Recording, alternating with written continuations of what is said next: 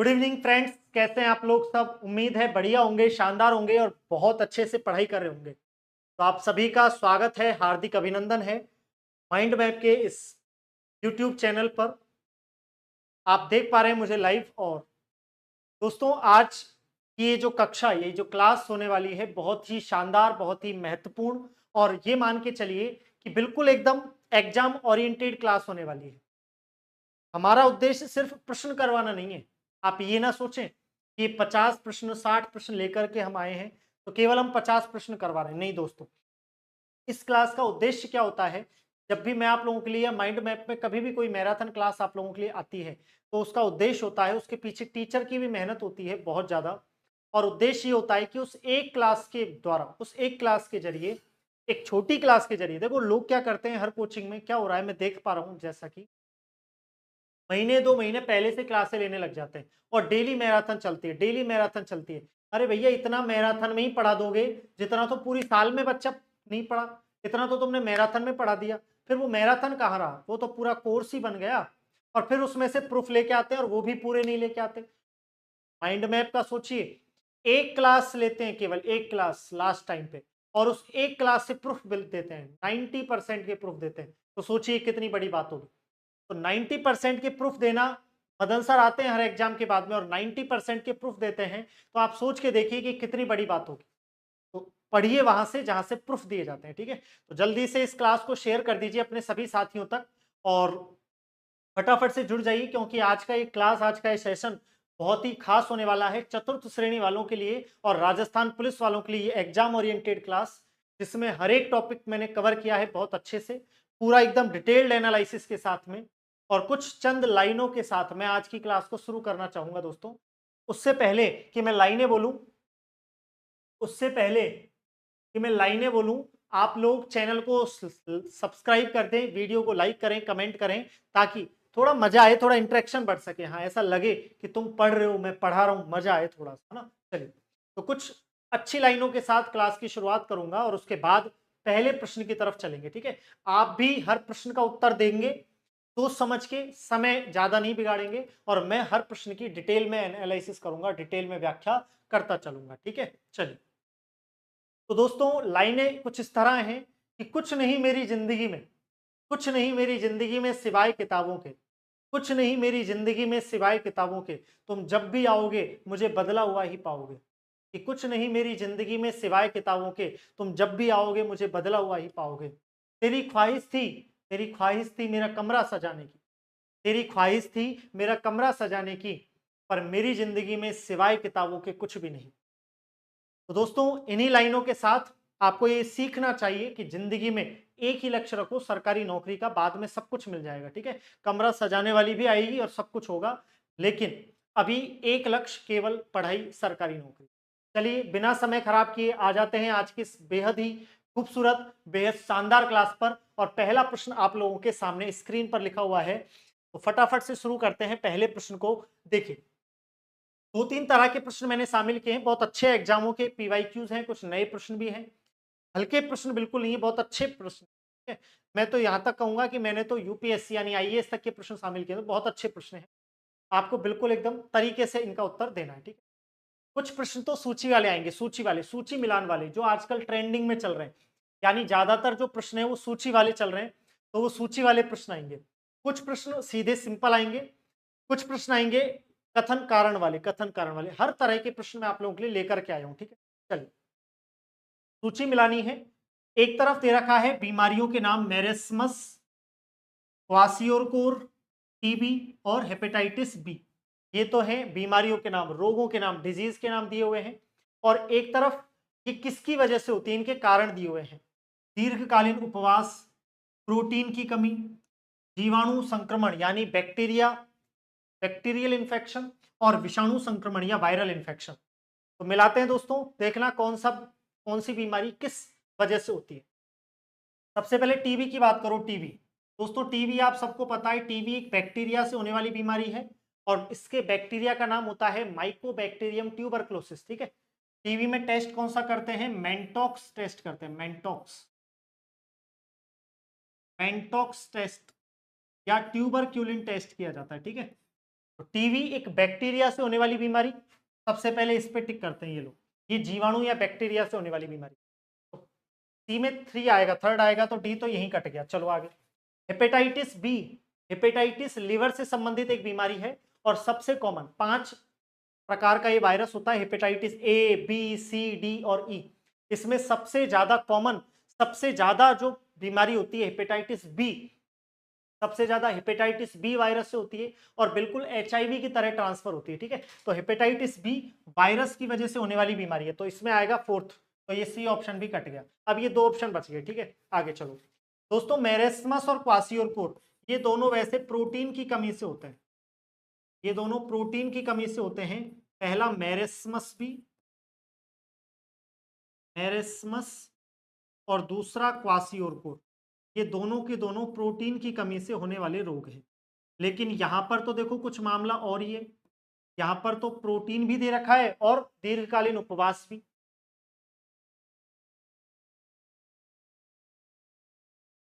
Yes, तो marasmus और क्वासियोरकोर ये दोनों बीमारियां प्रोटीन की कमी से होती है छोटे बच्चों में।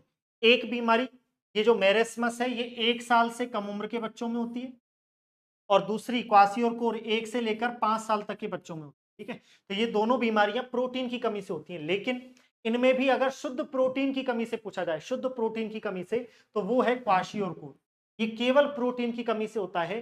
जबकि मेरेस्मस, ये दोस्तों प्रोटीन के साथ साथ कार्बोहाइड्रेट या ऊर्जा की कमी से भी होता है। तो जब प्रोटीन और कार्बोहाइड्रेट दोनों की कमी होती है, तब बीमारी होती है मेरेस्मस, और अगर केवल प्रोटीन की कमी पूछे तो बीमारी होती है क्वाशियोरकोर ना। तो ये लोग पहला प्रश्न कुछ इस तरह से है, 1 2 3 4 सीरियल से आएंगे, ये ऑप्शन भी कट गया। पहला ऑप्शन बिल्कुल ठीक हो जाएगा, ए में 1, बी में 2, सी में 3 और डी में 4। यस, समझ में आया। यहाँ बैक्टीरिया से होने वाली बीमारी टीवी दे रखी है, और टीवी के बारे में इतना याद रखना, टीवी के बारे में इतना याद रखना दोस्तों, टीवी के बारे में याद रखना कि भाई टीवी एक बैक्टीरिया से होने वाली बीमारी है, और इसके बैक्टीरिया का नाम है Mycobacterium tuberculosis, Mycobacterium tuberculosis. Test बता ही चुका हूं, माइकोबैक्टीरियम ट्यूबरक्लोसिस टेस्ट इसका बता ही चुका हूं। लक्षण, खांसी, सीने में दर्द, ठीक है, खांसते समय खून और बलगम, ठीक है, इस तरह के, शरीर का वजन कम होना, इस तरह के लक्षण इसमें देखने को मिलते हैं। ठीक है, इसके अलावा बात करें तो ये प्रश्न आपका सॉल्व हुआ, पहला बिल्कुल सही, पहला ऑप्शन इसमें सही होगा दोस्तों, पहला ऑप्शन इसमें एकदम करेक्ट हो जाएगा। चलिए अगले प्रश्न की तरफ चलते हैं। दूसरा प्रश्न क्या कहता है, बहुत ही शानदार सा प्रश्न। ब्लड ग्रुप वाले प्रश्न जरूर आते हैं एग्जाम में एक, तो निश्चित तौर पे मान के चलिए कि ब्लड ग्रुप का प्रश्न हमें अच्छे से ठीक करना है, और जो पढ़ा रहा हूं वहीं से आएगा सीधा सीधा। ठीक है, चलिए। माता गर्भस्थ शिशु आरएच प्रकार की विसंगति की समस्या उत्पन्न हो सकती है यदि माता डैश डैश और उसका गर्भस्थ शिशु डैश डैश। दोस्तों एक बीमारी हम पढ़ते हैं, गर्भ रक्ताणु कोरकता, एक बीमारी हम पढ़ते हैं ब्लड ग्रुप से संबंधित, गर्भ रक्ताणु कोरकता। इसी का हम दूसरा नाम देते हैं एरिथ्रोब्लास्टोसिस फिटेलिस, इसी को इंग्लिश में कहते हैं एरिथ्रोब्लास्टोसिस फिटेलिस, एरिथ्रोब्लास्टोसिस फिटेलिस।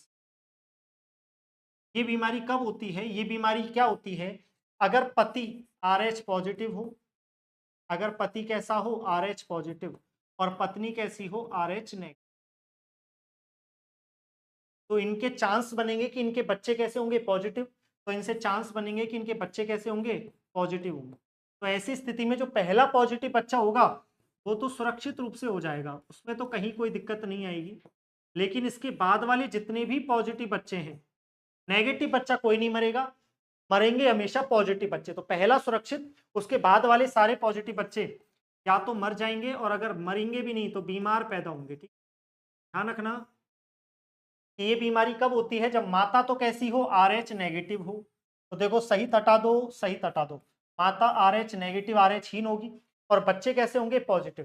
ये ऑप्शन भी हटा दो, सही ऑप्शन हो गया बी। ठीक है, तो यहाँ पर माता RH हीन या RH नेगेटिव, और बच्चा कैसा है, RH पॉजिटिव। इस बीमारी से बचने के लिए जब पहले बच्चे का जन्म हुआ उसके 72 घंटों के भीतर माँ को RH NTRH, NTRH या NTD, RH को दूसरा डी भी कहते हैं ना, या रोगम प्रतिरक्षी का वैक्सीन लगा दो, रोगम प्रतिरक्षी का वैक्सीन लगा, ये इसका उपचार है दोस्तों।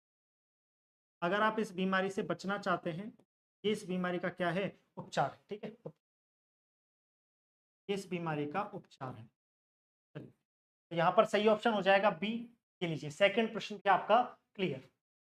अगले प्रश्न पे चलते हैं, बहुत अच्छा प्रश्न, बहुत शानदार प्रश्न, कथन कारण वाला प्रश्न है, और कथन कारण वाले प्रश्न आजकल ज्यादा पूछे जा रहे हैं, तो ऐसे प्रश्नों पे हमें गौर से देखना है, ध्यान से सुनना है। ए बी रक्त समूह की बात कर रहा है, ब्लड ग्रुप कितने प्रकार के होते हैं, 4, ए बी और ओ। ये किसकी बात कर रहा है, ए बी वाले की। बताओ ए वाले में एंटीजन कौन सा, ए, बी वाले में एंटीजन कौन सा, बी, ए बी वाले में एंटीजन कौन से, ए और बी दोनों, और ओ वाले में एंटीजन होता ही नहीं है। ये कह रहा है ए बी रक्त समूह के लोग सार्वभौमिक प्राप्तकर्ता होते हैं, बिल्कुल सही है, ए बी सबसे ले सकता है यानी सर्वग्राही है, यूनिवर्सल रिसीवर या यूनिवर्सल एक्सेप्टर, और ओ सबको दे सकता है, इसलिए ये यूनिवर्सल डोनर है, यानी सर्वदाता है, यूनिवर्सल डोनर की तरह काम करता है। बोलो हाँ या ना, क्या ये कथन सही है क्या, हाँ बिल्कुल सही कथन है, एक गलत, ठीक है, चलो ये गलत वाला तो यही कट गया, आगे चलो। रक्त समूह ए बी की लाल रक्त कोशिकाओं पर कोई एंटीजन नहीं होता एवं इसलिए अन्य किसी रक्त समूह के साथ समूहन नहीं होता। बताओ ये सही है या गलत है, नहीं ये गलत है, क्यों, दो एंटीजन यहाँ पर हैं इनकी आरबीसी की सतह पर। बताओ एंटीजन कहाँ पाए जाते हैं, आरबीसी की सरफेस यानी कि सतह पर पाए जाते हैं। तो आरबीसी की सतह पर कौन कौन से एंटीजन मौजूद हैं, ए और बी। तो दूसरा जो कारण है वो क्या है, गलत, जबकि कथन क्या है, सही। कथन सही है परंतु कारण क्या है, आर क्या है, गलत, ठीक, तो यहीं पर कट गए।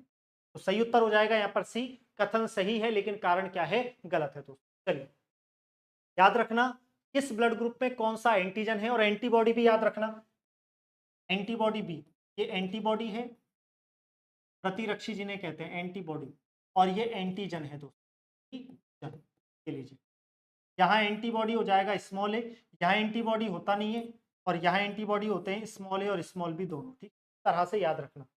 अग्लूटिनेशन क्या होता है, दो शब्द याद रखना, एक अग्लूटिनेशन और एक अग्लूटिनोजन, ठीक है। अग्लूटिनेशन का मतलब होता है लड़ाई, जब दो विपरीत रक्त समूह आपस में मिलते हैं तो उनकी जो क्रिया होती है, आरबीसी गुच्छे बना लेती है, इस क्रिया को कहते हैं अग्लूटिनेशन, ठीक है, याद रखना। अगले प्रश्न पे चलते हैं, कौन सा रक्त समूह सार्वत्रिक दाता यूनिवर्सल डोनर होता है। तो अभी अभी कहा था ए बी जो होता है वो है सर्वग्राही, सर्वग्राही, सबसे लेने वाला, यूनिवर्सल रिसीवर या यूनिवर्सल एक्सेप्टर, और ओ जो होता है वो होता है यूनिवर्सल डोनर यानी कि सर्वदाता, यूनिवर्सल डोनर। बोलो हाँ या ना, तो ऑप्शन देख लेते हैं, सीधा सीधा ऑप्शन मिल गया ओ, बाकी कटी गई। लेकिन अब यहां पर दिमाग क्या लगाना है, सवाल करने के दो तरीके होते हैं, या तो आपको सही उत्तर पता है, वो एक अच्छा तरीका है, इससे भी ज्यादा अच्छा तरीका क्या है, आपको गलत उत्तर छांटना आता है। अगर आप दूसरा तरीका जानते हैं तो निश्चित तौर पे आपकी सफलता दूसरों से जल्दी और शानदार होगी, निश्चित तौर पे। आपको ये पता होना चाहिए कि ये तीन ऑप्शन क्यों गलत हैं, सही ऑप्शन तो अपने आप आ भी जाएगा और पुष्टि के साथ आएगा, आपको पता रहेगा कि मैं गलत कर ही नहीं सकता इस सवाल को, सिंपल है। यहां भी ध्यान रखना दोस्तों, ए बी में दो प्रकार होंगे, ए बी पॉजिटिव और ए बी नेगेटिव। इधर ओ में भी दो प्रकार होंगे, ओ पॉजिटिव और ओ नेगेटिव। इनमें से कौन सर्वदाता है, यहाँ तो पॉजिटिव नेगेटिव नहीं दे रखा, लेकिन यहाँ अगर मैं पूछूं तो ध्यान रखना ओ नेगेटिव जो होता है वो सर्वदाता होता है, ओ पॉजिटिव सर्वदाता नहीं होता, ध्यान रखना। और इधर इधर दोस्तों ए बी पॉजिटिव जो होता है वो सर्वग्राही होता है, universal receiver, A B negative सर्वग्राही नहीं होता। क्या ये बात समझ में आई क्या, आगे चलते हैं अगले प्रश्न की तरफ। किस उपकरणों में रक्तचाप मापने के लिए किस उपकरण का इस्तेमाल करते हैं, तो दो उपकरण बहुत ज्यादा पूछे जाते हैं और नॉर्मल से उपकरण है। देखो ब्लड प्रेशर को मापने के लिए, ब्लड प्रेशर रक्तचाप या रक्तदाब को मापने के लिए तो स्पाइगमोमैनोमीटर का उपयोग करते हैं, सिग्मोमैनोमीटर, ठीक है। चलिए ब्लड प्रेशर किसने मापा था सबसे पहले, स्टीफन हेल्स ने, सबसे पहले स्टीफन हेल्स ने इसमें मापा था, घोड़े में मापा था, घोड़े, सबसे पहले स्टीफन हेल्स ने घोड़े में मापा। क्या भाई? चलो भाई, कितना होता है सामान्य व्यक्ति का रक्तचाप या रक्तदाब? 120/80 mm/Hg। पारे के दाब पर mm/Hg 120/80 होता है। यहाँ जो 120 है ये है सिस्टोलिक प्रेशर, संकुचन दाब, सिस्टोलिक प्रेशर, और ये जो 80 है ये है डायस्टोलिक प्रेशर, अनुशिथिलन दाब। ये सिस्टोलिक और डायस्टोलिक भी याद रखना, संकुचन दाब और अनुशिथिलन दाब, ठीक है। एक उपकरण तो ये याद रखना रक्तचाप मापने वाला। दूसरा धड़कन को सुनने के लिए डॉक्टर वो जो गले में लटका के रखते हैं ना, हमेशा वो यंत्र लगा रहता है उनके गले में, उसका नाम क्या होता है? उसका नाम याद रखना स्टेथोस्कोप। ये प्रश्न भी बहुत सामान्य सा प्रश्न है, याद रखना। तो एक तो स्फिग्मोमेनोमीटर और दूसरा स्टेथोस्कोप, ठीक है। पहले जो स्फिग्मोमेनोमीटर आते थे, आजकल तो इलेक्ट्रिक और मतलब डिजिटल आने लगे, लेकिन पहले जो आते थे उनमें पारे का इस्तेमाल होता था। क्या इस्तेमाल होता था? मरकरी या पारे का इस्तेमाल। लेकिन अब तो डिजिटल आने लगे, ठीक है। पारा बहुत खतरनाक है, जहरीली धातु है, अगर गलती से चला जाए मुंह वगैरह में तो नुकसान कर जाएगा, ठीक है। चलो, तो यहाँ पर सही उत्तर हो जाएगा स्फिग्मोमेनोमीटर, यस। बहुत अच्छा, बहुत ही लाजवाब, बहुत ही शानदार सा प्रश्न। इस तरह के प्रश्न आजकल खूब पूछे जा रहे हैं एग्जाम में। लाइनें दे देते हैं, कथन कारण वाले लाइनें दे देते हैं, तो ये प्रश्न खूब पूछे जाते हैं, ठीक है। इनको ध्यान से तसल्ली से सॉल्व करना है। चलिए चलिए दोस्तों, आ जाइए। हीमोग्लोबिन के बारे में बात हो रही है। हीमोग्लोबिन नाम सुना है हीमोग्लोबिन का? कहाँ पाया जाता है? हमारी जो लाल रक्त कणिकाएं होती हैं आरबीसी, उन आरबीसी के अंदर बैठा होता है हीमोग्लोबिन। हीमोग्लोबिन होता कितना है? हीमोग्लोबिन होता है 12 से लेके 16 ग्राम, 12 से 16 ग्राम प्रति 100 मिलीलीटर रक्त। हीमोग्लोबिन शब्द दो शब्दों से बना है, हीम और ग्लोबिन से।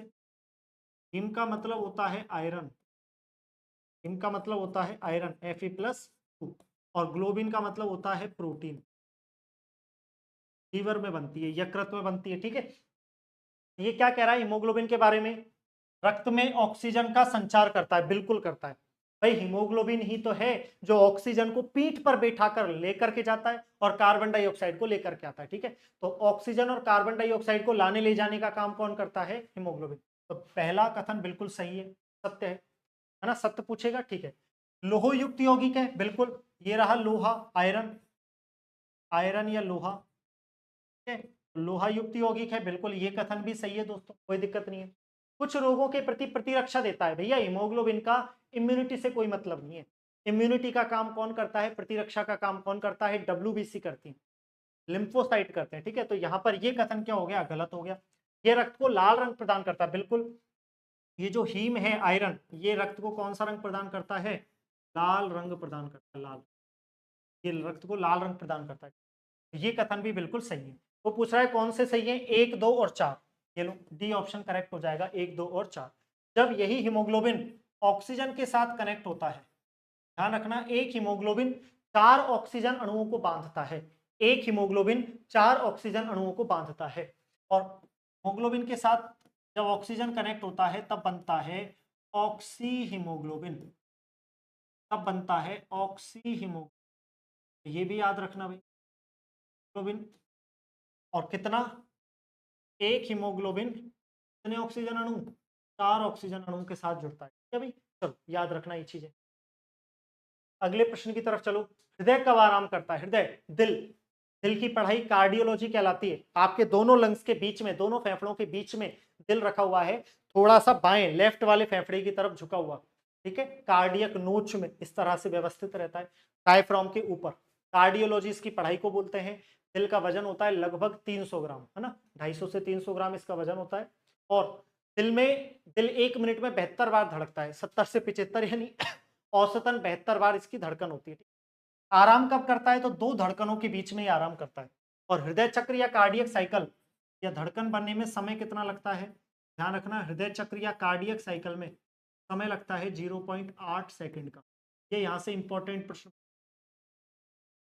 0.8 सेकंड में एक साइकिल कंप्लीट हो जाता है, ठीक है ना। चलो, दिल में कमरे कितने हैं भाई? 4। 2 आलिंद हैं और 2 क्या हैं? निलय। 2 आलिंद हैं और 2 निलय हैं, ठीक। दिल का सबसे बड़ा कमरा कौन सा है? दिल का सबसे बड़ा कमरा है बायां निलय, लेफ्ट वेंट्रिकल, बायां निलय। और सबसे छोटा कमरा कौन सा है? बायां आलिंद। ये सबसे छोटा। दिल का सबसे बड़ा कमरा है लार्जेस्ट। दिल का सबसे बड़ा चेंबर या सबसे बड़ा कमरा कौन सा है? बायां नीले।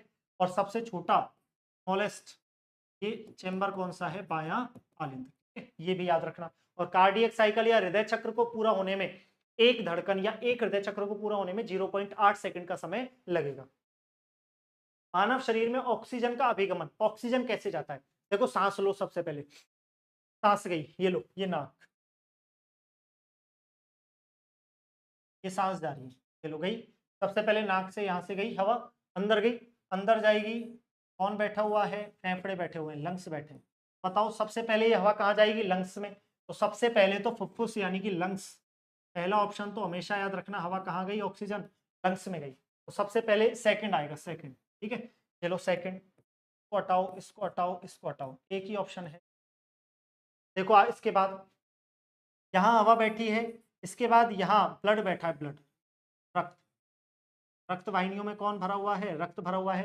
ये ऑक्सीजन किस में जाएगी? रक्त में जाएगी। दूसरे नंबर पे कौन आएगा? रक्त आएगा। ये आ गया दूसरे नंबर पे रक्त। और फिर रक्त लेकर जाएगा और यहाँ ऊतक बैठे हुए हैं, टिश्यू, कोशिकाएं बैठी हुई हैं। तो ये ऑक्सीजन फिर कहाँ जाएगी? ऊतकों में जाएगी। बताओ तीसरे नंबर पे कौन आएगा? ऊतक। तो क्रम सही हो जाएगा 2 1 3।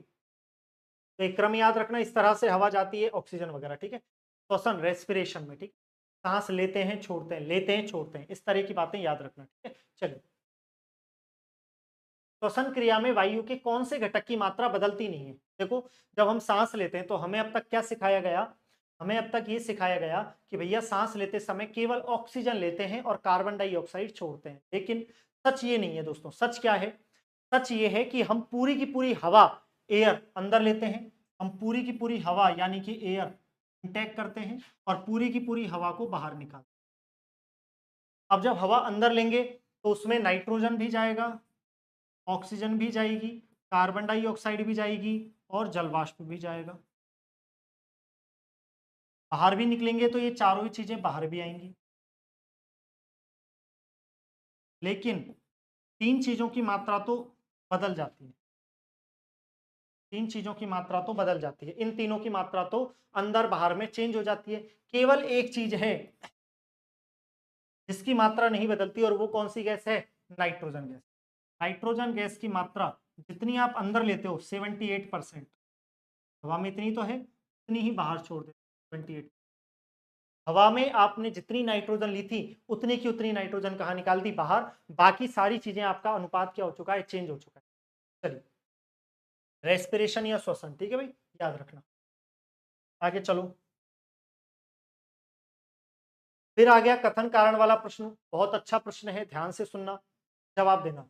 मानव शरीर सेल्यूलोज के पाचन में असक्षम है, यानी मनुष्य के शरीर में, अपने शरीर में सेल्यूलोज का पाचन नहीं हो सकता। क्या ये बात सही है? बिल्कुल सही है, बिल्कुल सत्य है दोस्तों। तो यह सत्य वाली तो बात ही हटा दो। ठीक, बिल्कुल सही है। सेल्यूलोज का पाचन हमारे अंदर नहीं होता, हमारे पूर्वजों में होता था, मनुष्य के शरीर में नहीं होता। हमारे शरीर में वो बैक्टीरिया ही नहीं है जो सेल्यूलोज का पाचन कर सके। दूसरा है, मानव शरीर में स्टार्च का पाचन करने वाला डायस्टेज एंजाइम या टाइलिन एंजाइम पाया जाता है। बिल्कुल पाया जाता है दोस्तों, सही है, ये भी सही है। ये कथन गलत हो गया। ठीक है, ये दोनों सही है, लेकिन ये इस लाइनों का आपस में कोई लेना देना नहीं है। ये बात इस बात से कोई लेना देना नहीं है, दूर दूर तक लेना देना नहीं है। इसका मतलब कथन दोनों सही है, लेकिन ये आर जो है वो इसका स्पष्टीकरण नहीं दे रहा है। भाई यहाँ सेल्यूलोज वाली मतलब ही नहीं है किसी बात का। यहाँ वाली लाइन का सेल्यूलोज के पाचन से कोई लेना देना ही नहीं है। इस वाली लाइन का ऊपर वाली लाइन से कोई मतलब, कोई लेना देना नहीं है। सिंपल। चलिए, लार किसके पाचन में मदद करती है दोस्तों? लार ग्रंथियों से लार निकलती है। पीएच लगभग 6.8 होता है, हल्की अम्लीय होती है। एक दिन में 1 से 1.5 लीटर लार बनती है। और लार में एंजाइम कौन सा पाया जाता है? काइलिन या एमाइलेज। लार में एंजाइम पाया जाता है, काइलिन या एमाइलेज एंजाइम। और ये एंजाइम किसका पाचन करता है? ध्यान रखना, ये एंजाइम स्टार्च का पाचन करता है दोस्तों। किसका पाचन करता है? स्टार्च। स्टार्च क्या है? एक प्रकार का पॉलीसैकेराइड कार्बोहाइड्रेट। एक प्रकार का पॉलीसैकेराइड कार्बोहाइड्रेट है। ये एंजाइम स्टार्च का पाचन करता है, यानी कार्बोहाइड्रेट का पाचन करता है, और स्टार्च को किस में बदल देता है? स्टार्च को माल्टोज में बदल देता है। माल्टोज क्या है? ये भी एक प्रकार का कार्बोहाइड्रेट है, लेकिन ये हल्का है, छोटा है, ये डाइसैकेराइड है। और स्टार्च क्या है? पॉलीसैकेराइड। ठीक है, ये कितने पीएच पर काम करता है? ध्यान रखना, ये एमाइलेज 6.8 पीएच पर काम करता है। तो बताओ ये लार में पाया जाने वाला एंजाइम किसका पाचन करता है? स्टार्च का पाचन करता है, स्टार्च का पाचन करता है, प्रोटीन वोटीन का नहीं करता। ठीक है भाई, याद रखना। लार निकलती कहां से दोस्तों? लार निकलती है लार ग्रंथियों, लार ग्रंथियों, और ये होती हैं 3 जोड़ी, जोड़ी 3 जोड़ी। लार ग्रंथियां कितनी जोड़ी होती हैं? 3 जोड़ी होती हैं। कौन कौन सी? सबसे पहली होती है कान के नीचे गाल के पास, पैरोटिड, पैरोटिड, या जिसे हम कहते हैं कर्णपूर्व। सबसे बड़ी लार ग्रंथि यही होती है। ठीक है, सबसे बड़ी, सबसे ज्यादा लार भी यहीं से बनती है। दूसरी होती है सब मैंडिबुलर, जबड़ों के पास, अधोजंभ। और तीसरी होती है सब लिंगुअल, अधोजिह्वा। सबसे छोटी ग्रंथि ये होती है, जीभ के नीचे पाई जाती है। ये 3 प्रकार की लार ग्रंथियां याद रखना, 3 जोड़ी। ये सबसे बड़ी है, लार्जेस्ट, ये सबसे बड़ी है, और ये सबसे छोटी है, स्मॉलेस्ट।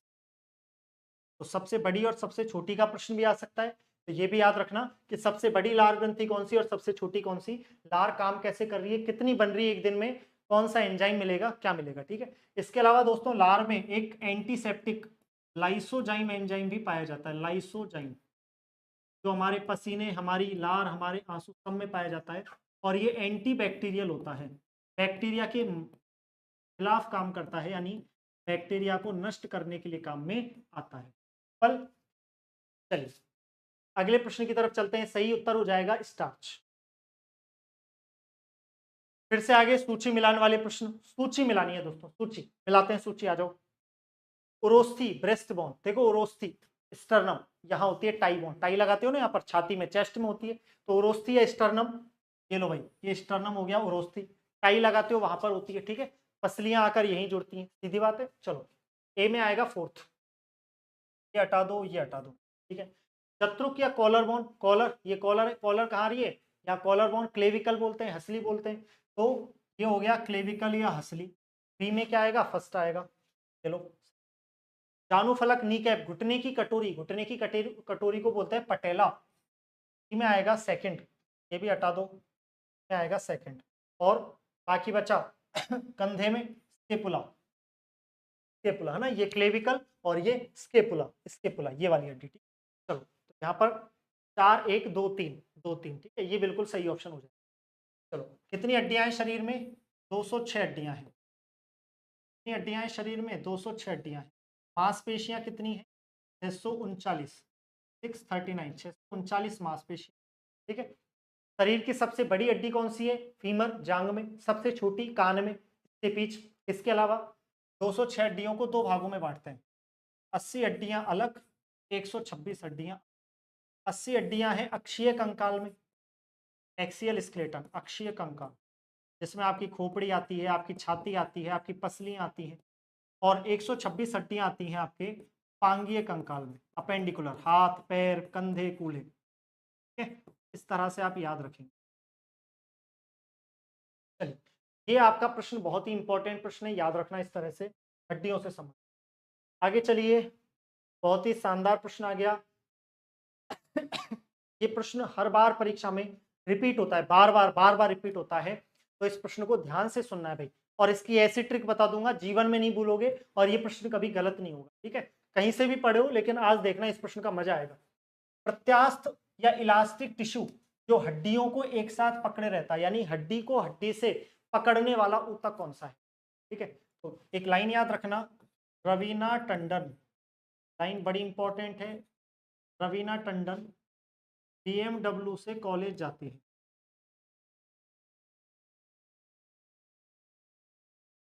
रवीना टंडन बीएमडब्ल्यू से कहाँ जाती है? कॉलेज जाती है। एक लाइन तो ये याद रखना, दूसरी लाइन याद रखना, बीबीके लहंगे में इलास्टिक, बीबी के लहंगे में इलास्टिक। इलास्टिक जानते हो ना, वो खींचा जा सकता है, ठीक है, रबर टाइप का।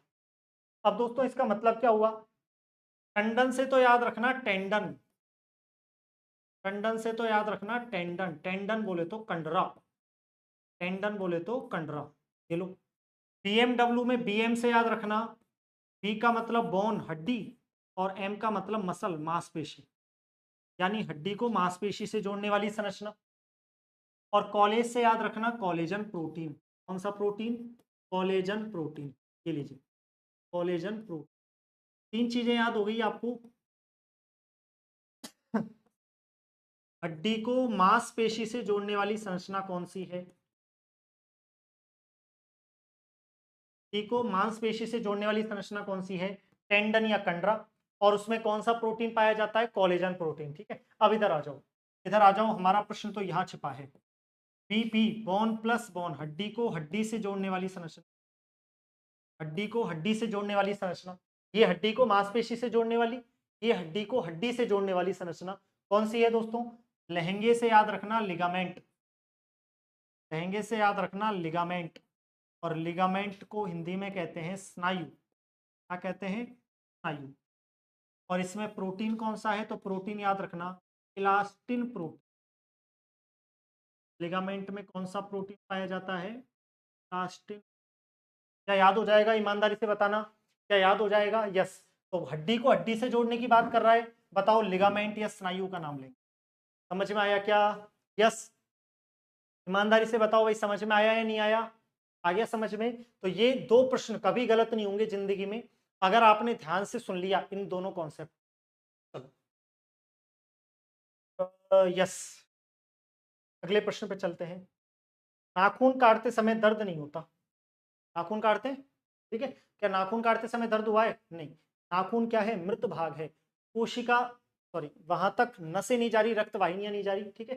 तो मृत कोशिकाओं के द्वारा बने हैं जिनमें रक्त का संचरण ही नहीं होता, इसलिए नाखून काटते समय दर्द नहीं होता। नाखून में प्रोटीन कौन सा होता है, ध्यान रखना, ये प्रश्न यहाँ से। तो अपने नाखून, हमारे जो नाखून हैं, हमारे जो बाल हैं, हमारी जो त्वचा है, जानवरों के जो सींग हैं, के जो खुर हैं, और पक्षियों की चोंच के पंख, इन सब में केराटिन प्रोटीन पाया जाता है।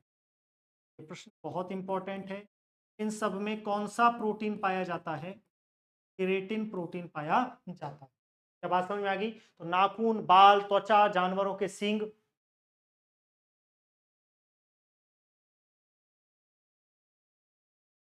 बच्चों ये क्लास चतुर्थ श्रेणी और राजस्थान पुलिस के लिए है ना, चतुर्थ श्रेणी और राजस्थान पुलिस के लिए, ठीक है। चलो समझ में आया नाखून वाला कॉन्सेप्ट।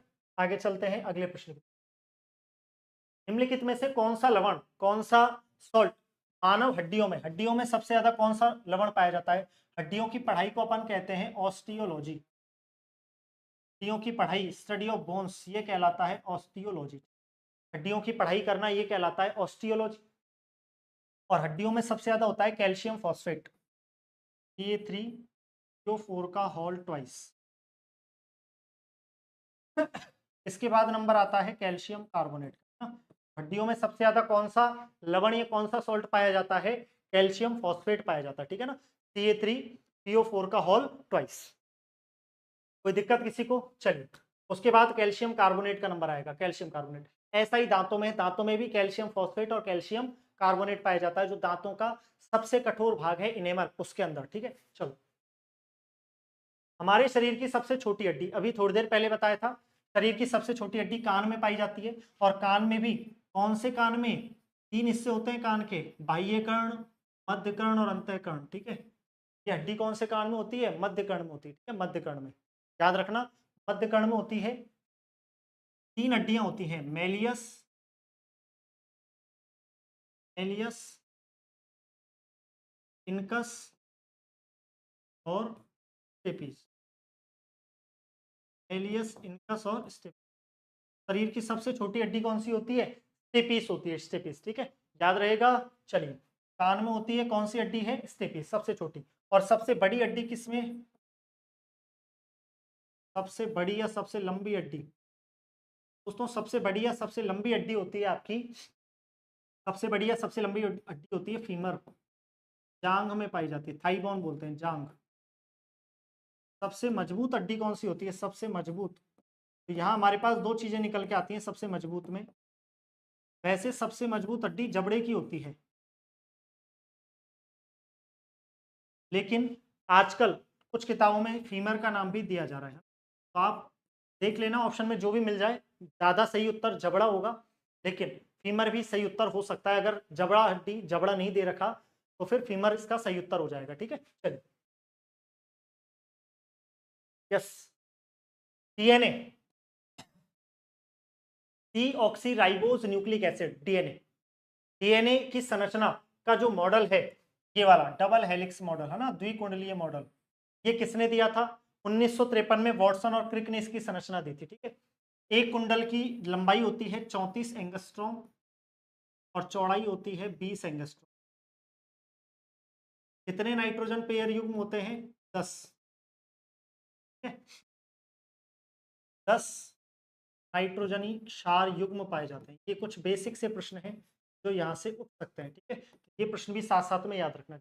डीएनए का पूरा नाम डीऑक्सीराइबोज न्यूक्लिकम। ठीक है, डीएनए में कौन कौन से नाइट्रोजनी क्षार पाए जाते हैं, ये प्रश्न खूब पूछा जाता है, याद रखना। इसमें पाया जाता है एडेनिन, एडेनिन के अलावा इसमें पाया जाता है ग्वानिन,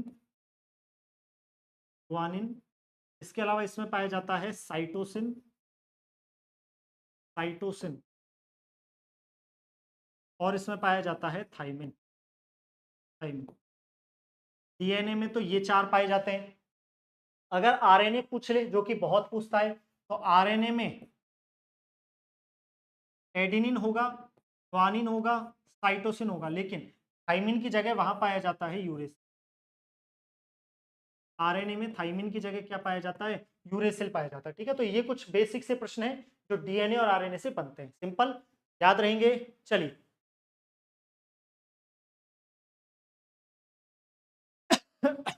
समझ में आया अच्छे से? चलिए,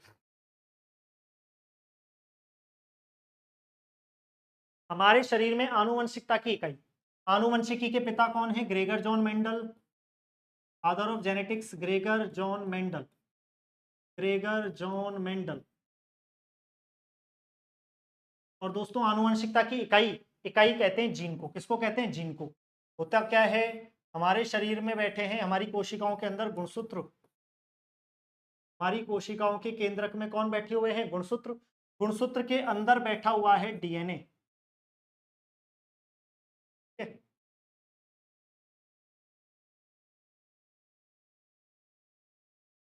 हमारी कोशिकाओं में कौन बैठे हैं? गुणसूत्र। ठीक है, और गुणसूत्र के अंदर कौन बैठा हुआ है? डीएनए बैठा हुआ है। और डीएनए के छोटे छोटे खंडों को क्या कहा जाता है दोस्तों? जीन कहा जाता है। ठीक है, और ये जीन शब्द किसने दिया था? ये जीन शब्द दिया था जॉनसन। जीन शब्द किसने दिया था? जॉनसन ने दिया था। जीन आनुवंशिकता की इकाई है। ठीक है, इसके अलावा दोस्तों जीन को कारक शब्द कहा था, कारक कहा था मेंडल। इनके लिए पहले कौन सा शब्द इस्तेमाल किया गया था? कारक। और किसने इस्तेमाल किया था? आनुवंशिकी के पिता मेंडल ने इस्तेमाल किया था। ठीक है, याद रखना जीन के बारे में। चलिए, जीवों में आनुवंशिक लक्षण संतान में ले जाए जाते हैं, तो माता पिता से हमारे अंदर कौन आते हैं? गुणसूत्र या क्रोमोसोम आते हैं। और ये गुणसूत्र या क्रोमोसोम ही, ये गुणसूत्र या क्रोमोसोम ही माता पिता से बच्चों में लक्षण लेकर आते हैं। ठीक है, गुणसूत्र या क्रोमोसोम कितने होते हैं भाई? 23 जोड़ी, यानी कि 46। 23 जोड़ी यानी कि 46 गुणसूत्र हैं। नर यानी कि पुरुष में ये होते हैं 44 प्लस XY के रूप में, और मादा यानी कि फीमेल, मादा यानी फीमेल में ये होते हैं 44, 44 प्लस XX के रूप में। ये नर मादा वाला खेल याद रखना। गुणसूत्र नर और मादा से बच्चों में, यानी पिता और माता से बच्चों में गुणसूत्र आते हैं। 23 आते हैं पिता से और 23 किससे आते हैं? माता से आते हैं। ठीक है, ठीक है, तो 23 आते हैं पिता से और 23 किससे आते हैं? माता से आते हैं। क्या ये बात समझ में आ गई क्या? चलिए, मेंडल ने अपने चिर प्रतिष्ठित वंशागति के नियम जो दिए थे, तो मेंडल ने दोस्तों आनुवंशिकी का पिता कहते हैं, फादर ऑफ जेनेटिक्स, मेंडल को। और इन्होंने कौन से पौधे पर? मटर के पौधे पर, उद्यान मटर के पौधे पर, जिसका वैज्ञानिक नाम भी याद रखना, पाइसम सैटाइवम।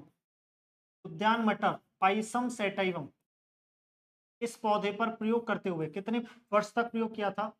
1856 से 1863, यानी कितने वर्ष प्रयोग किए थे? 7 वर्ष तक इन्होंने मटर के पौधों पर प्रयोग किए थे और वंशागति के नियम दिए थे। कौन कौन से नियम दिए थे भाई?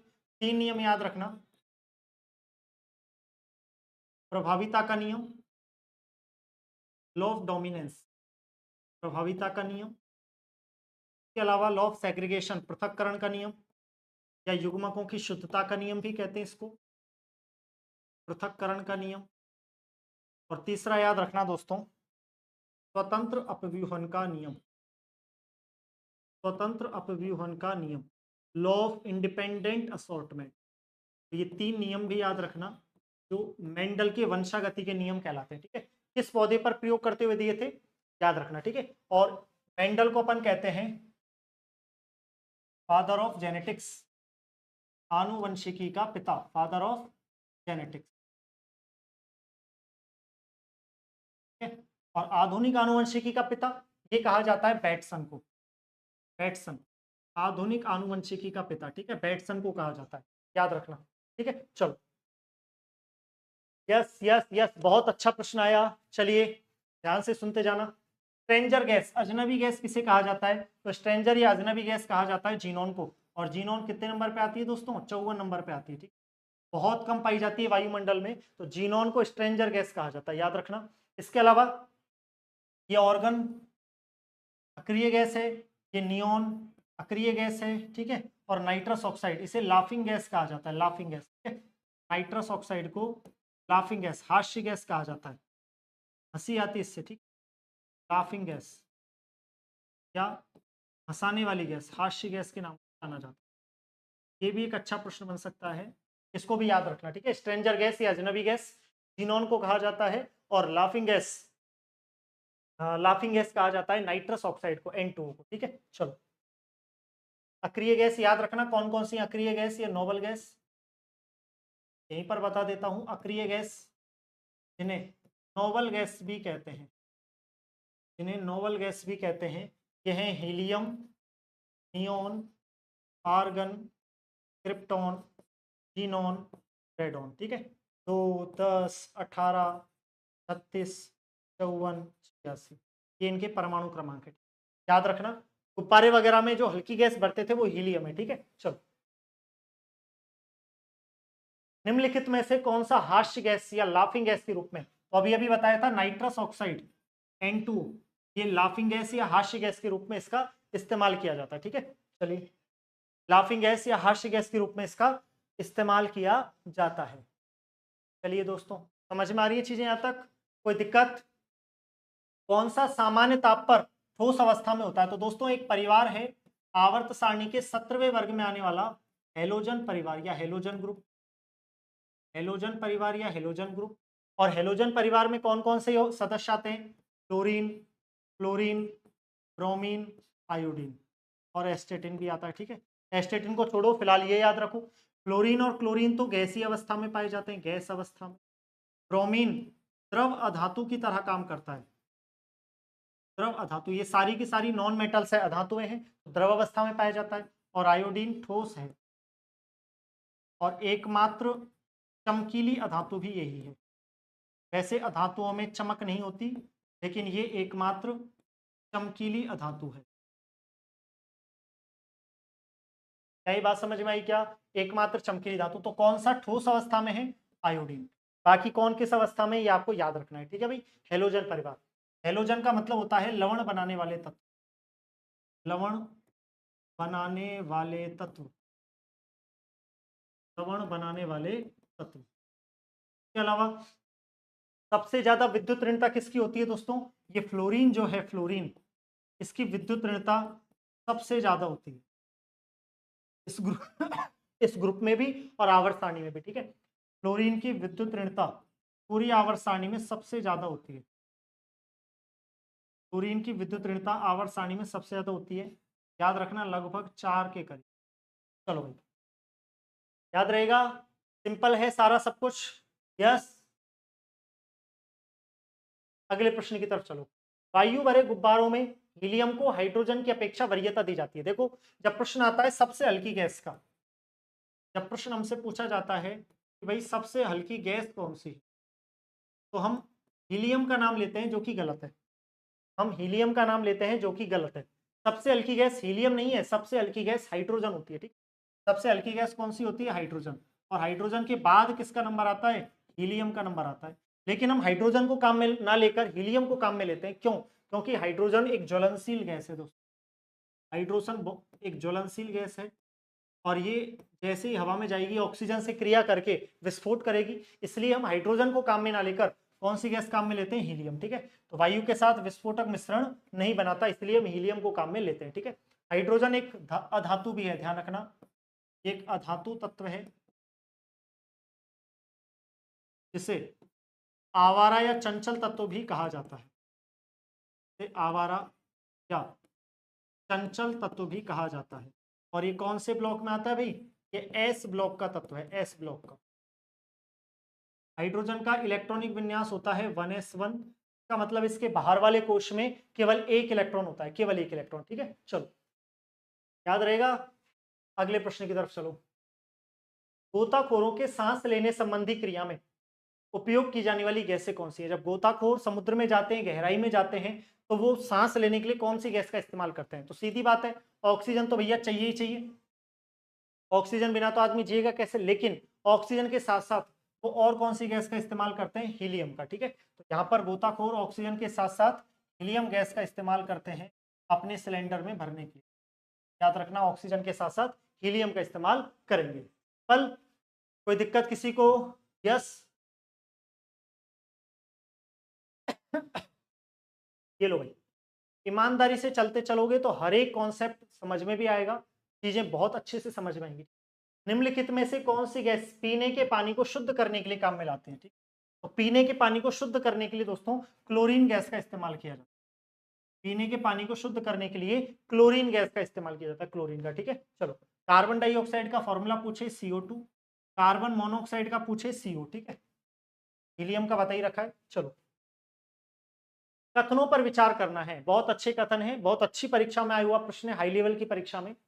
कठोर जल उपयुक्त नहीं है।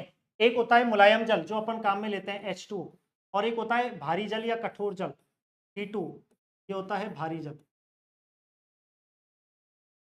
अब यहाँ कठोर जल का दो दो नामों के लिए प्रयुक्त हो सकता है। कठोर जल भारी जल के लिए भी आ सकता है, और कठोर जल अशुद्ध जल के लिए भी आ सकता है ना। कठोर जल अशुद्ध जल के लिए भी प्रयोग किया जा सकता है। अशुद्ध जल जिसमें ज्यादा लवणों की अशुद्धियां हों, ज्यादा मिलावट हो, साफ पानी नहीं है कहने का मतलब। ठीक है, कठोर जल पीने के लिए इस्तेमाल नहीं हो सकता, पियोगे थोड़ी ना। साबुन से कपड़े धोने के लिए, क्योंकि साबुन कठोर जल के साथ झाग ही नहीं देता, पढ़ रखा है हमने। अपमार्जक तो देता है, डिटर्जेंट, लेकिन साबुन नहीं देता। ठीक है, बॉयलर्स में प्रयोग के लिए इसमें भी नहीं करते, और फसल की सिंचाई के लिए भी नहीं करते, तो कहीं भी उपयुक्त नहीं है। ठीक, 1 2 3 4, चारों के लिए उपयुक्त नहीं है। ठीक है, चलो। रासायनिक रूप से सूखी बर्फ यानी शुष्क बर्फ, ड्राई आइस, बहुत अच्छा शानदार प्रश्न है, खूब पूछा जाता है। शुष्क बर्फ यानी कि ड्राई आइस। दोस्तों, ये शुष्क बर्फ या ड्राई आइस सीधा सीधा दिमाग में छाप लो, ठोस कार्बन डाइऑक्साइड को कहा जाता है। कुछ दिमाग ही नहीं लगाना। अब तक ये प्रश्न एज इट इज छपा है, परीक्षाओं में एज इट इज ही छपेगा आगे, दिमाग ही नहीं लगाना। ठोस कार्बन डाइऑक्साइड को सूखी बर्फ या शुष्क बर्फ के नाम से जाना जाता है। चलो, मिस्टर फुलरीन क्या होता है? ठीक है, यस, फुलरीन के बारे में पूछा है। तो होता क्या है, कार्बन के अपरूप की अगर हम बात करें, अगर हम कार्बन के अपरूपों की बात करें, एलोट्रोप्स ऑफ कार्बन, अगर हम कार्बन के अपरूप एलोट्रोप्स की बात करें, तो हमारे पास पॉइंट आता है भाई, कार्बन के जो अपरूप हैं वो दो प्रकार के होते हैं। एक होते हैं क्रिस्टलीय, जिनकी एक निश्चित ज्यामितीय संरचना होती है, और दूसरे होते हैं अक्रिस्टलीय, जिनकी ज्यामितीय संरचना निश्चित नहीं होती। लीजिए, क्रिस्टलीय और अक्रिस्टलीय। क्रिस्टलीय में हमारे पास 3 एग्जाम्पल आते हैं। एक आता है हीरा, डायमंड, दूसरा आता है ग्रेफाइट, पेंसिल में काम आता है, और तीसरा आता है ये फुलरिन। कार्बन का अपरूप है भाई हीरा चतुष्फलकीय संरचना रखता है, मुक्त इलेक्ट्रॉन नहीं होता, इसलिए विद्युत का कुचालक होता है। ग्रेफाइट षटकोणीय परतदार संरचना रखता है, षटकोणीय परतदार, इसकी परतें एक दूसरे के ऊपर फिसल सकती हैं, इसलिए मुलायम भी होता है। षटकोणीय परतदार संरचना ही रखता है, परतें एक दूसरे के ऊपर फिसल सकती हैं, इसलिए मुलायम भी होता है। ठीक है, चलिए इसके अलावा फुलरीन, ये फुलरीन देखो भाई, बकमिस्टर फुलर के द्वारा खोजा गया। 60 या 70 परमाणु होते हैं कार्बन के, तो कार्बन का यौगिक का एक रूप जिसमें 60 कार्बन परमाणुओं का गुच्छा होता है, जो परस्पर पंचभुज या षटभुज के रूप में है ना, पकी बॉल की तरह, पकी बॉल या फुटबॉल हम कह सकते हैं, पकी बॉल की बहुफलकीय संरचना से जुड़े होते हैं। ठीक है, तो ये है आपका फुलरीन, और फुलरीन में 60 से 70 कार्बन परमाणु होंगे, ज्यादातर 60 ही होंगे स्थायी। ठीक, चलो स्टेनलेस स्टील, देखो मिश्र धातु क्या होती हैं, दो या दो से अधिक धातु या अधातुओं से मिलकर जो बनाई जाती है उन्हें मिश्र धातु कहते हैं।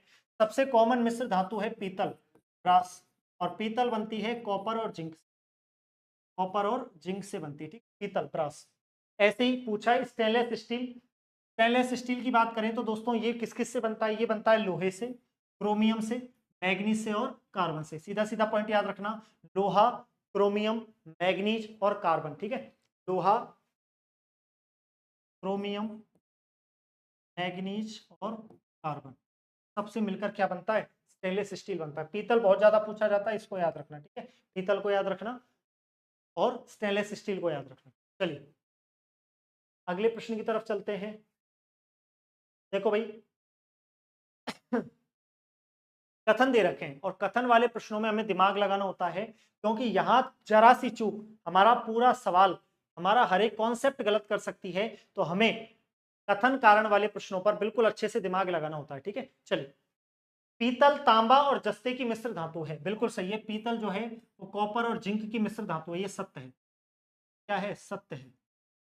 ठीक है, कथनों का परीक्षण सत्य पूछा है, तो जहां पहला नहीं है वो तो गलत हो गया, एक ऑप्शन तो यहीं से हट गया। ठीक, मैग्नेटाइट एल्यूमिनियम का सबसे अधिक महत्वपूर्ण अयस्क है, नहीं, मैग्नेटाइट तो दोस्तों लोहे का अयस्क है। लोहे के और अयस्क कौन कौन से हैं, जैसे हेमेटाइट, मैग्नेटाइट, है ना, ये लोहे के अयस्क होते हैं, आयरन के अयस्क होते हैं। ये सेकंड ऑप्शन क्या हो गया, ये गलत हो गया, तो जहां सेकंड दे रखा है वो भी गलत हो गया, क्योंकि सेकंड तो असत्य है। ठीक है, चलो अब ये दो ऑप्शन बचे हमारे पास। पारदित सम्मिश्रण वे पदार्थ हैं जिनमें पारा, मरकरी अनिवार्य रूप से पाया जाता है, मरकरी या पारा अनिवार्य रूप से पाया जाता है। ठीक है ना, तो बिल्कुल सही है, पारदित पदार्थ अमलगम जिनमें पारा होता है, बिल्कुल सत्य कथन है। ठीक, ये सत्य है। तीसरा सत्य है, फोटोग्राफी में पोटेशियम नाइट्रेट काम में आता है, नहीं दोस्तों, फोटोग्राफी में पोटेशियम नाइट्रेट काम में नहीं आता, बल्कि फोटोग्राफी में तो सिल्वर ब्रोमाइड काम में आता है। श्याम श्वेत फोटोग्राफी में सिल्वर ब्रोमाइड काम में आता है, सिल्वर ब्रोमाइड।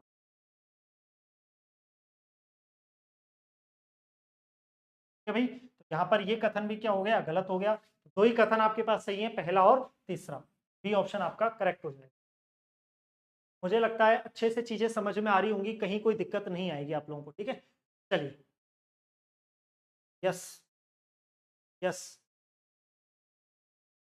ओके ओके, आगे चलिए।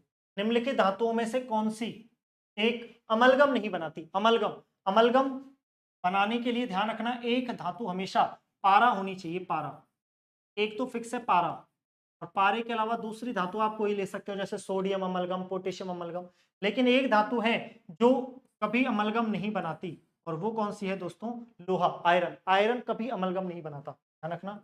आयरन एक ऐसी धातु है जो कभी अमलगम नहीं बनाता। कितने नंबर पे आता है आयरन, 26 नंबर पे आता है। ठीक है, आयरन, आयरन का लैटिन भाषा में नाम पूछे, आयरन का लैटिन भाषा में नाम पूछे, लैटिन भाषा में नाम होता है फेरम। कुछ तत्व हैं जिनके लैटिन भाषा में नाम हमें याद रखने हैं, पूछ लिए जाते हैं कई बार, तो ये नाम आप याद रखें, जैसे सोडियम, सोडियम का प्रतीक या सिंबल होता है Na, सोडियम का प्रतीक होता है Na, क्योंकि इसका लैटिन भाषा में नाम होता है नेट्रियम, क्योंकि इसका लैटिन भाषा में नाम होता है नेट्रियम।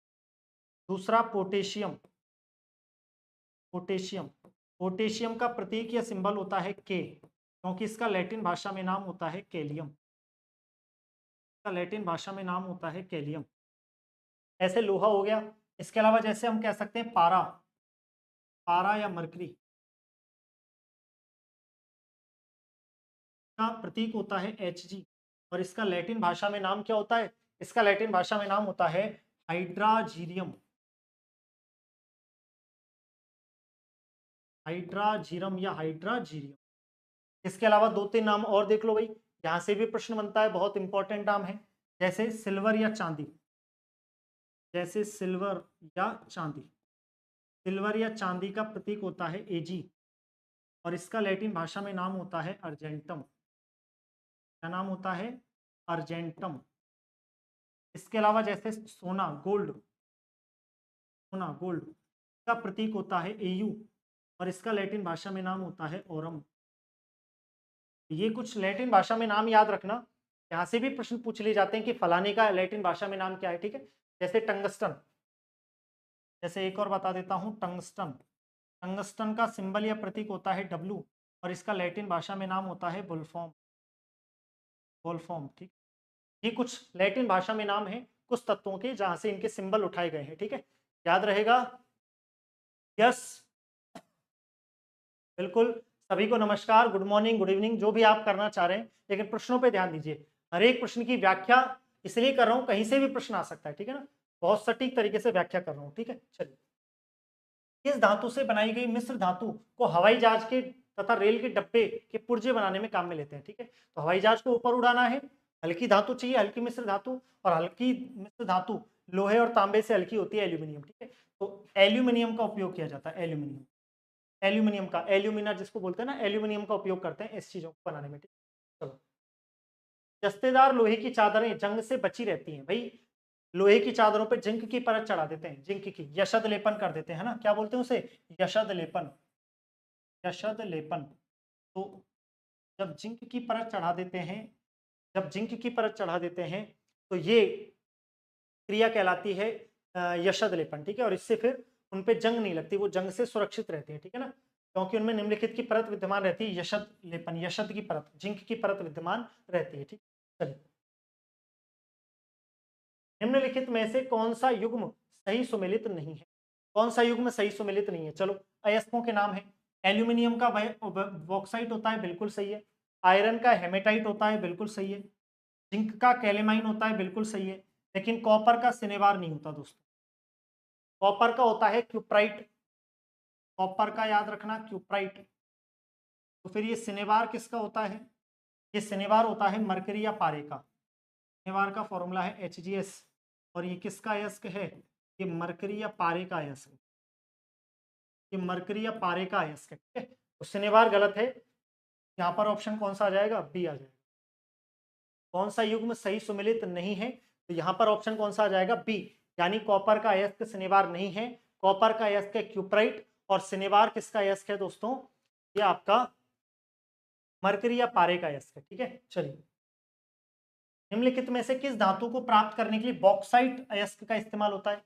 बॉक्साइट अयस्क का इस्तेमाल एल्यूमिनियम का अयस्क है, बॉक्साइट Al2O3, है ना, ठीक है। तो ये याद रखना, एल्यूमिनियम का अयस्क कौन सा है? बॉक्साइट। प्लास्टर ऑफ पेरिस रासायनिक सूत्र किसका है? प्लास्टर ऑफ पेरिस, पीओपी जिसको बोला जाता है ना, फ्रांस की राजधानी पेरिस में सबसे पहले बनाया गया था।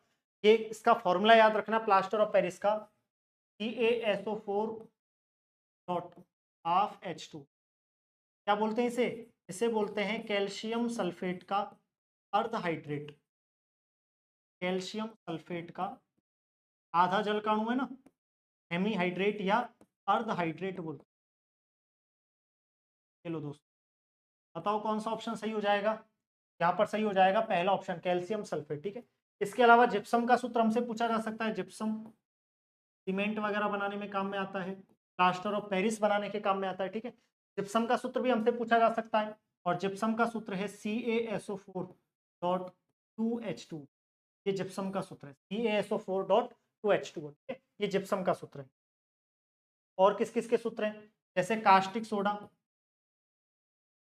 जैसे कास्टिक सोडा, ये इंपॉर्टेंट है। NaOH, sodium hydroxide, caustic soda. इसके अलावा ब्लीचिंग पाउडर या विरंजक चूर्ण, ये भी इंपॉर्टेंट सूत्र बनता है। ब्लीचिंग पाउडर, या जिसे विरंजक चूर्ण कहते हैं, रंग उड़ाने के काम में आता है, विरंजक चूर्ण।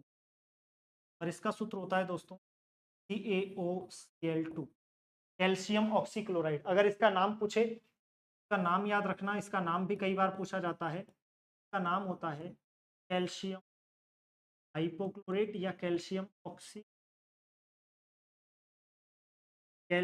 ऑक्सीक्लोराइड का रासायनिक नाम। ठीक है भाई, चलो ये कुछ फॉर्मूले इंपॉर्टेंट हैं, इनको याद रखना। ठीक है, चलो संक्षारण, संक्षारण बोले तो जंग लगना।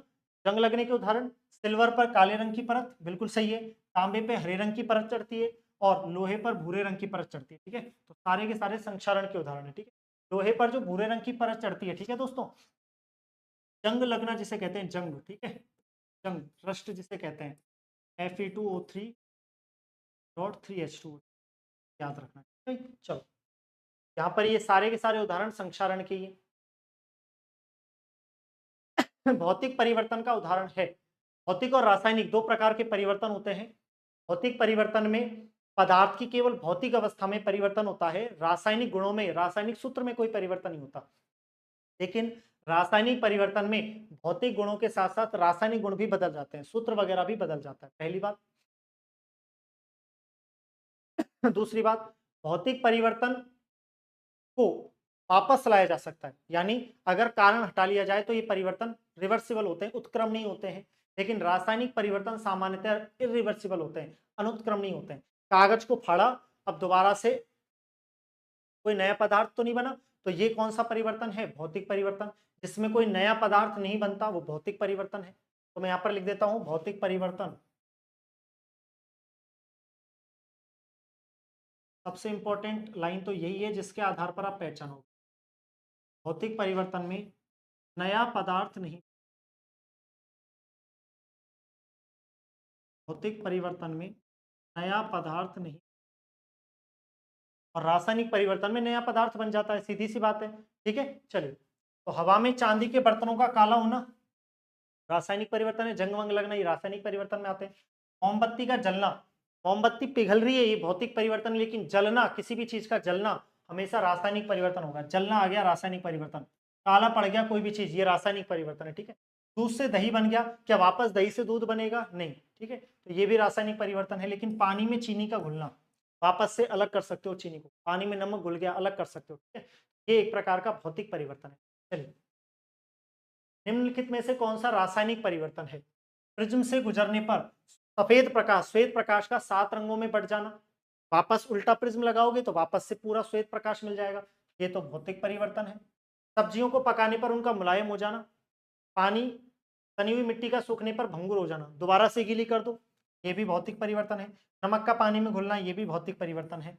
तो एक ही परिवर्तन है जो रासायनिक है। सब्जियों को लाए और पका दिया, उसके बाद दोबारा उसको वापस कच्चा सब्जी नहीं बना सकते। सब्जियों को पकाना भौतिक परिवर्तन है। सब्जियों को काटना, ये केवल, सॉरी, सब्जियों को पकाना रासायनिक परिवर्तन है, सब्जियों को काटना केवल भौतिक परिवर्तन है। लेकिन काटकर खुला छोड़ देना कुछ समय के लिए, ये रासायनिक परिवर्तन है। सेब को काटना या किसी भी चीज को काटना या फाड़ना, किसी भी चीज को काटना या फाड़ना, ये हमेशा कौन सा परिवर्तन होता है, भौतिक परिवर्तन होता है, भौतिक परिवर्तन होता है। लेकिन सेब को काटकर खुला छोड़ देना, सेब को काटकर खुला छोड़ देना,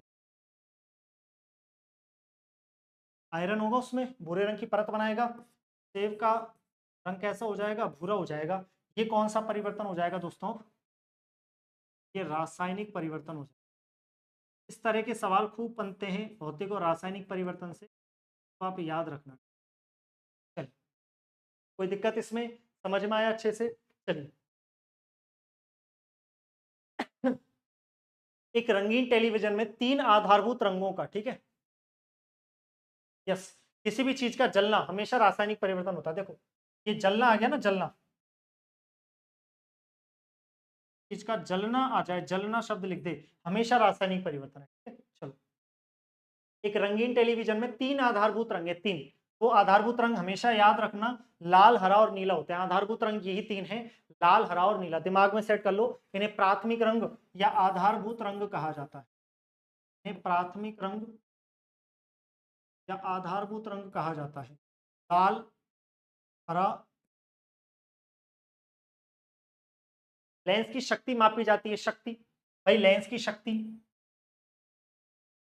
या पावर, या इसी को कहते हैं लेंस की क्षमता। लेंस की शक्ति का फॉर्मूला होता है कि फोकस दूरी का उल्टा, फोकस दूरी का व्युत्क्रम। तो लेंस की फोकस दूरी का उल्टा कर दोगे तो लेंस की शक्ति बन जाएगी। बोलो हाँ या ना। लेंस की शक्ति निकालनी है तो फोकस दूरी को उल्टा कर दो, ठीक है। शक्ति का मात्रक होता है डायप्टर। लेंस की शक्ति का मात्रक क्या होता है? डायप्टर। डायप्टर कब? जब फोकस दूरी किस में होगी? मीटर में। अगर फोकस दूरी मीटर में है तभी ये किस में आएगा? डायप्टर में आएगा, ठीक। अगर फोकस दूरी मीटर में नहीं दे रखी, सेंटीमीटर वगैरह में है, तो पहले उसको मीटर में चेंज करो, तब लेंस की शक्ति का मात्रक किस में आएगा? डायप्टर में आएगा, ठीक है। यहाँ पर लेंस की शक्ति किस में मापी जाती है? डायप्टर में। जैसे मान लो दे दिया 25 सेंटीमीटर फोकस दूरी वाले, 25 सेंटीमीटर फोकस दूरी वाले लेंस की शक्ति ज्ञात करो। लेंस की, ये प्रश्न आ गया मान लो एग्जाम में, और इस तरह के प्रश्न खूब आते हैं भाई, बहुत कॉमन सा प्रश्न है ये, ऐसे प्रश्न खूब आते हैं एग्जाम में, ठीक है। अब यहाँ पर कैसे करेंगे भाई? पहले इसकी फोकस दूरी को मीटर में चेंज करेंगे। 25 सेंटीमीटर का मतलब 0.25 मीटर हम कैसे, ये लो मीटर में चेंज कर लिया। अब लगाओ फॉर्मूला P बराबर 1/f, 1/0.25 आ जाएगा 4 डायप्टर, ये इसका उत्तर। अच्छा यहीं पर एक कॉन्सेप्ट और याद रखना, दो तरह के लेंस हैं, एक है उत्तल लेंस, कॉन्वेक्स, ये प्रश्न भी बहुत कॉमन है। एक है उत्तल लेंस कॉन्वेक्स लेंस, और दूसरा है अवतल लेंस कॉनकेव लेंस।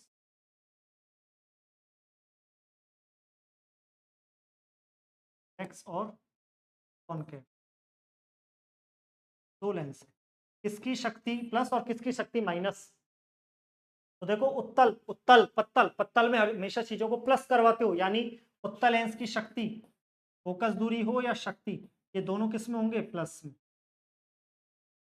और अवतल लेंस की फोकस दूरी और शक्ति, ये किस में होते हैं? माइनस में होते हैं, ठीक है। तो उत्तल से याद रखना पत्तल, पत्तल में हमेशा चीजों को प्लस करवाते हो, प्लस ऐड करवाते हो। गुलाब जामुन भी रख जा, बर्फी भी रख जा, सूखी सब्जी भी रख जा, रायता भी रख जा, ठीक है। तो पत्तल, यस, तो पत्तल में चीजों को प्लस करवाते हो, इसका मतलब उत्तल का मतलब पत्तल, उत्तल में प्लस आएगा, हमेशा प्लस का चिन्ह आएगा, ठीक है। चलिए, मानव की सामान्य स्वस्थ आंख के लिए स्पष्ट दृष्टि की न्यूनतम दूरी, न्यूनतम दूरी पूछे तो 25 सेंटीमीटर। अगर यही अधिकतम दूरी पूछी जाती, अगर यही अधिकतम दूरी पूछी जाती, स्पष्ट दृष्टि की अधिकतम दूरी कितनी है? ये होती है दोस्तों अनंत। अनंत का मतलब सच में अनंत नहीं है, यानी काफी दूर तक देख सकते हैं, ठीक है? चलो भाई, निकट दृष्टि दोष को ठीक किया जाता है। निकट दृष्टि दोष, निकट दृष्टि दोष को हम कहते हैं मायोपिया। निकट दृष्टि दोष को हम कहते हैं मायोपिया, और निकट दृष्टि दोष को हम अवतल लेंस का चश्मा लगाकर दूर करते हैं। कौन से लेंस का चश्मा? अवतल लेंस का चश्मा, ठीक है? तो अवतल लेंस के चश्मे से निकट दृष्टि दोष को दूर करते हैं। अगर यहीं पर पूछ लेता कि भाई दूर दृष्टि दोष को ठीक करना है, अगर यहीं पर पूछ लेता दूर या दीर्घ दृष्टि दोष, दूर या दीर्घ दृष्टि दोष, जिसे अपन हाइपरमेट्रोपिया कहते हैं, हाइपरमेट्रो, ठीक है।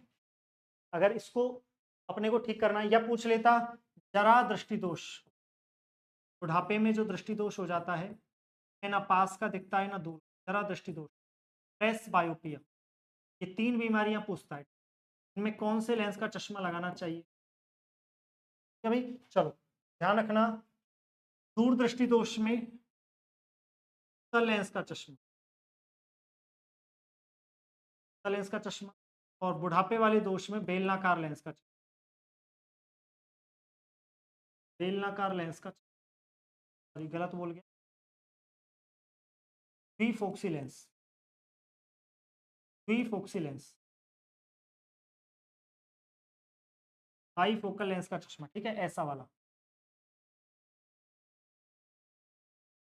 नीचे इसमें उत्तल, कौन सा लेंस होता है, उत्तल, और ऊपर कौन सा लेंस होता है, अवतल। ऐसे लेंस का चश्मा आपको पहनना चाहिए, ठीक है। तो ये लेंस कौन कौन से किस किस बीमारी में काम में आते हैं, ये आपको याद रखना है, ठीक है। चलिए भाई, समझ में आ गया सारे दोष वगैरह। चलो, किसी व्यक्ति का पूरा प्रतिबिंब देखने के लिए, ये प्रश्न बहुत कॉमन सा प्रश्न है, बहुत अच्छा प्रश्न है, हर बार पूछा जाता है। किसी व्यक्ति का पूरा प्रतिबिंब देखना चाहते हो तो समतल दर्पण की न्यूनतम ऊंचाई, मिनिमम हाइट कितनी होनी चाहिए, अपनी ऊंचाई की आधी, यानी अगर व्यक्ति की ऊंचाई है तो उसका आधा समतल दर्पण होगा, तो आप उसमें पूरा प्रतिबिंब देख पाओगे, ठीक है। सिंपल, ये सवाल याद रखना। किसी उत्तल दर्पण द्वारा अनंत तथा दर्पण के ध्रुव के बीच बिंब के, उत्तल दर्पण दे दिया, सीधी बात है भाई, उत्तल दर्पण दे दिया तो उत्तल दर्पण से हमेशा आभासी सीधा और वस्तु से छोटा प्रतिबिंब ही बनता है। उत्तल दर्पण की एक खास बात है, उससे हमेशा आभासी सीधा और वस्तु से छोटा प्रतिबिंब ही बनता है, ठीक है। इसके अलावा उत्तल दर्पण का यूज, उत्तल दर्पण का यूज गाड़ियों के साइड मिरर में, पश्च दर्पण साइड मिरर में कर, साइड मिरर, साइड मिरर होता है ना, पीछे का नज़ारा देखने के लिए उत्तल दर्पण का यूज किया जाता है। इसके अलावा उत्तल दर्पण का यूज एटीएम मशीनों में करते हैं, एटीएम, उत्तल दर्पण का यूज किया जाता है एटीएम। इसके अलावा पार्किंग एरियाज में, पार्किंग क्षेत्रों में, पार्किंग क्षेत्रों में, पार्किंग के लिए गाड़ियां लगाने जाते हैं ना, वो जो मुड़ाव होते हैं, घुमाव होते हैं, वहां वो जो दर्पण लगे होते हैं वो कौन से होते हैं, उत्तल दर्पण होते हैं, ठीक है। तो ये इनका यूज है और ये इनसे बनने वाला प्रतिबिंब है, ठीक। चलो, निम्नलिखित में से किस रंग का सबसे लंबा तरंगदैर्ध्य होता है दोस्तों, सूर्य का जो सफेद प्रकाश है, श्वेत प्रकाश, सूर्य का जो श्वेत प्रकाश है वो 7 रंगों से मिलकर बनता है। दिव्योर,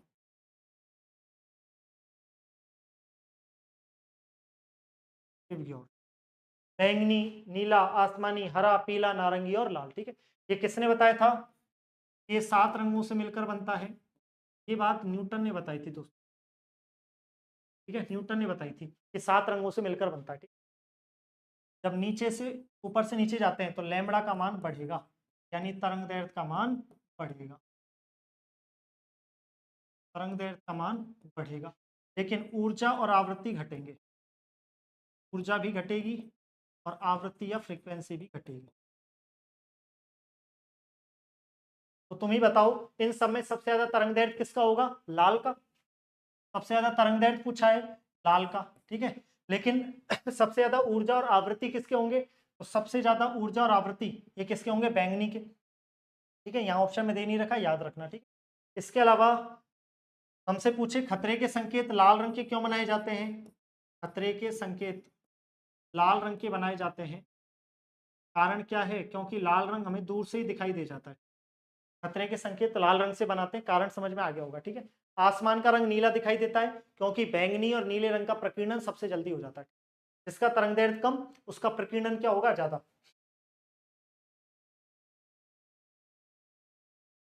तरंगदैर्ध्य बढ़ेगा तो प्रकीर्णन क्या हो जाएगा, कम, इसलिए लाल रंग फैलता कम है और बैंगनी और नीला रंग फैलता ज्यादा है, ठीक है। चलिए, दृष्टि पटल पर जो चित्र बनता है, जब हम किसी को देखते हैं तो उसका चित्र, उसका प्रतिबिंब हमारी आंख पर बनता है, और आंख की कौन सी परत, सबसे अंदर वाली रेटिना पर बनता है, और रेटिना पर जो प्रतिबिंब बनता है वो उल्टा बनता है, वास्तविक बनता है, कैसा बनता है, उल्टा, वास्तविक और वस्तु से छोटा। क्यों भाई, ऐसा क्यों, सीधा और आभासी क्यों नहीं बन रहा, क्योंकि हमारी आंख में कौन सा लेंस है, हमारी आंख में उत्तल लेंस है, कॉन्वेक्स लेंस, हमारी आंख में कौन सा लेंस है, कॉन्वेक्स लेंस, यानी कि उत्तल लेंस है, तो ऐसा प्रतिबिंब बनता है। देखो, उल्टा वास्तविक कहाँ दिख रहा है, बराबर नहीं बनता, सीधा नहीं बनता, सीधा नहीं बनता, एक ही ऑप्शन है, वस्तु से छोटा, उल्टा और वास्तविक बनता है, ठीक है। रेटिना पर बनता है, सीधा कौन करता है, ब्रेन, मस्तिष्क सीधा करता है, ठीक है। चलिए, जब प्रकाश की किरण सघन माध्यम से विरल माध्यम में जाती है, ठीक है, ये देखो भाई, यहाँ सघन माध्यम है और यहाँ विरल माध्यम है। जब प्रकाश की किरण, ये अभिलंब है, जब प्रकाश की किरण सघन से विरल में जाती है तो अभिलंब से, जब प्रकाश की किरण सघन से विरल में जाती है तो दूर हट जाती है, ठीक है, अभिलंब से दूर हट जाती है। क्यों हटती भाई दूर? क्योंकि इसका वेग बढ़ जाता है ना, चाल बढ़ जाती है, प्रकाश का वेग या चाल बढ़ जाती है, इसलिए ये माध्यम से या अभिलंब से क्या हट जाती है, दूर हट जाती है। वहीं अगर उल्टा होता कि अगर ये विरल से सघन माध्यम में जाती तो वही अभिलंब की ओर झुक जाती, क्योंकि इसका वेग क्या हो जाता, कम। क्योंकि प्रकाश का वेग माध्यम की सघनता पर निर्भर करता है, ठीक है? माध्यम की सघनता बढ़ेगी तो प्रकाश का वेग भी बढ़ेगा, सॉरी घटेगा, ठीक है, और विरलता बढ़ेगी तो प्रकाश का वेग बढ़ेगा, ठीक है। तो इसकी चाल बढ़ जाती है, इसलिए अभिलंब से क्या हट जाती है, दूर हट जाती है। याद रखना ये घटना क्या है, अपवर्तन। घटना क्या है, अपवर्तन, रिफ्रैक्शन, याद रखना। और लास्ट प्रश्न आज का, प्रकाश का वेग अधिकतम होता है, भाई प्रकाश का वेग होता कितना है, किसने बताया था? एक वैज्ञानिक जिसका नाम है ओले रोमर। ओले रोमर ने इसका वेग बताया था, मापा था। कब मापा था दोस्तों? 1776 में। कितना होता है? 3 गुणा 10⁸ मीटर प्रति सेकंड, ठीक बात है। प्रकाश का वेग माध्यम की सघनता पर निर्भर करता है, इसकी सघनता पर निर्भर करता है, माध्यम की डेंसिटी या सघनता पर निर्भर करता है।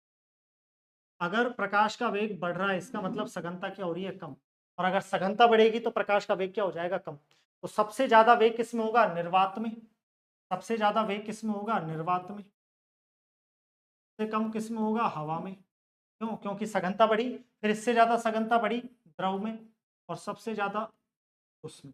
प्रकाश का वेग सबसे कम होता है ठोसों में और सबसे ज्यादा होता है निर्वात में। बजाय ध्वनि का वेग उल्टा होता है, ध्वनि का वेग सबसे ज्यादा होता है ठोसों में और सबसे कम होता है हवा में। निर्वात में तो ध्वनि चलती नहीं है, आपको पता है, ठीक है। चलिए, तो ये थे आज के आपके शानदार से प्रश्न। उम्मीद करता हूँ कि आज की क्लास में आपको जो भी पढ़ाया गया आपको समझ में आया होगा और आपने इसको एंजॉय किया होगा। वीडियो को 1-2 बार देखना अच्छे से, ताकि चीज़ें हमेशा के लिए फिट बैठें और पेपर में काफ़ी फायदा हो, ठीक है। आज के लिए इतना ही, धन्यवाद। फिर मिलेंगे जल्दी ही एक नए जोश, एक नई ऊर्जा के साथ। जय हिंद, जय भारत। शुक्रिया दोस्तों।